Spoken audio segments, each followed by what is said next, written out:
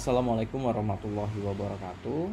Saya akan melanjutkan pemaparan materi mengenai implikasi landasan pedagogik terhadap landasan pendidikan, keguruan, dan tenaga kependidikan secara nasional. A. Implikasi bagi guru. Filsafat pendidikan merupakan landasan berpijak yang mutlak dalam upaya membangun profesionalisme guru. Artinya, sebagai pekerjaan profesional, guru tidak cukup bila hanya menguasai apa saja tugas yang harus dikerjakan dan bagaimana mengerjakannya. Namun seorang guru juga harus menguasai mengapa ia melakukan setiap bagian serta tahap tugasnya itu dengan cara tertentu dan bukan dengan cara yang lain.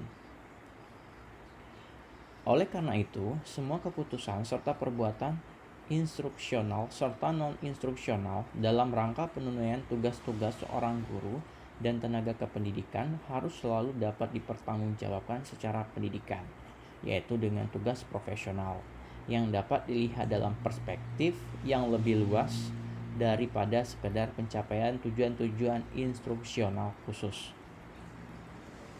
B. Implikasi bagi pendidikan guru dan tenaga kependidikan.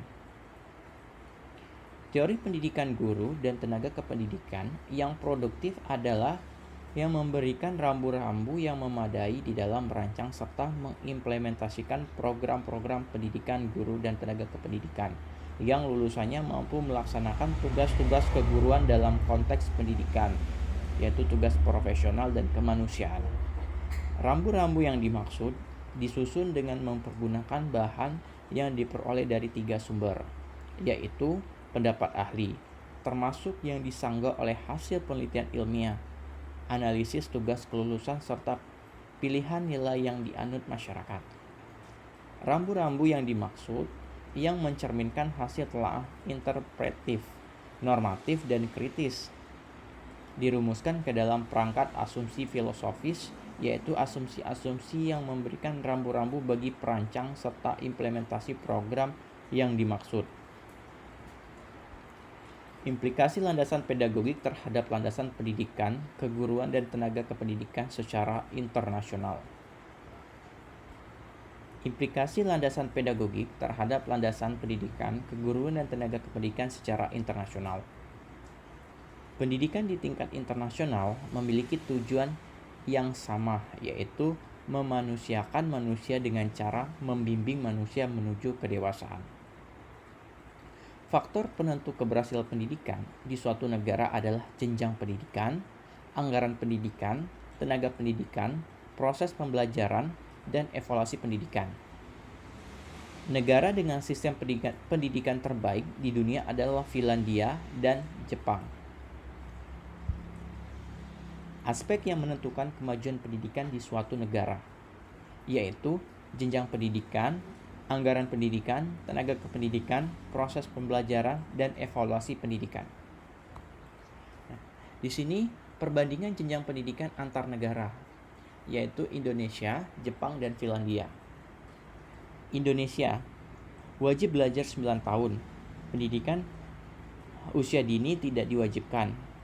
Pendidikan tinggi terdiri dari pendidikan akademik, S1, S2, S3, program spesialis dan vokasi, D1, D2, D3, dan D4. Jepang, wajib belajar 9 tahun. Pendidikan usia dini tidak diwajibkan. Pendidikan tinggi terdiri dari S1 untuk kedokteran selama 6 tahun, S2 dan S3. Finlandia, wajib belajar 9 tahun, pendidikan usia dini tidak diwajibkan. Pendidikan tinggi terdiri dari universitas, S1, S2, dan S3, dan politeknik S1 dan S2. Perbandingan anggaran pendidikan antar negara. Indonesia, total anggaran pendidikan 20% dari APBN. Pembebasan biaya pendidikan untuk jenjang SD dan SMP dengan adanya dana BOS, biaya operasional sekolah untuk jenjang SMA dan SMK dan universitas berbayar. Jepang, total anggaran pendidikan 31,6% dari APBN. Pembebasan biaya pendidikan untuk jenjang SD dan SMP. Namun, untuk jenjang SMA dan universitas meski berbayar biayanya rendah. Finlandia, total anggaran pendidikan 20% dari APBN. Biaya pendidikan gratis mulai jenjang SD sampai pendidikan tinggi. Disediakan dana transportasi, makan siang dan buku. Perbandingan tenaga pendidikan antar negara. Indonesia, kualifikasi pendidikan guru minimal lulusan S1.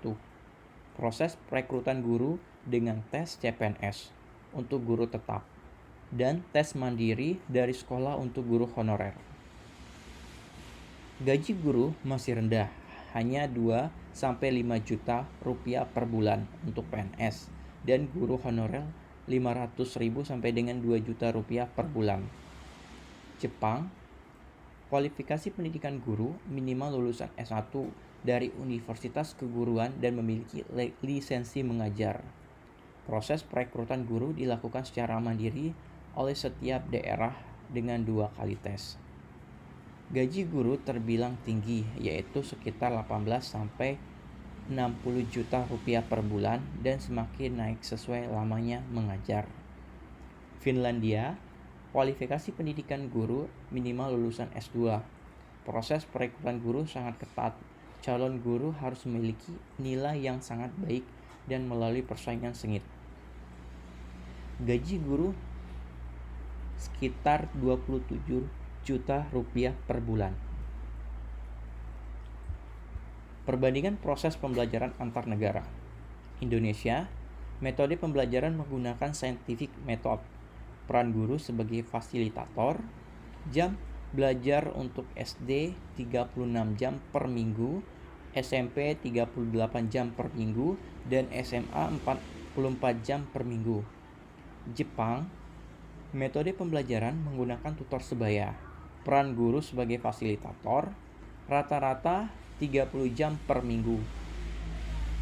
Finlandia, metode pembelajaran menekankan pada kerja kelompok, kreativitas, dan kemampuan memecahkan masalah yang didukung dengan menggunakan teknologi digital. Peran guru sebagai fasilitator, satu kelas terdiri dari 3 guru, 1 guru utama dengan kualifikasi S2 dan 2 guru pembantu dengan kualifikasi S1. Rata-rata jam per minggu yaitu 30 jam. Perbandingan evaluasi pendidikan antar negara. Indonesia, adanya ujian akhir sebagai salah satu kriteria kelulusan jenjang SD, SMP, dan SMA.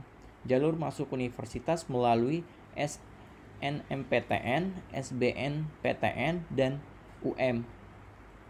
Adanya sistem ranking di kelas, adanya ujian kenaikan kelas, sistem penilaian menggunakan KKM. Jepang, tidak ada ujian akhir. Penentuan kelulusan adalah nilai akumulasi ulangan harian, ujian semester, dan ekstrakurikuler. Jalur masuk universitas terdiri dari 2 kali, yaitu ujian tingkat nasional dan tingkat kampus. Ada sistem ranking di kelas.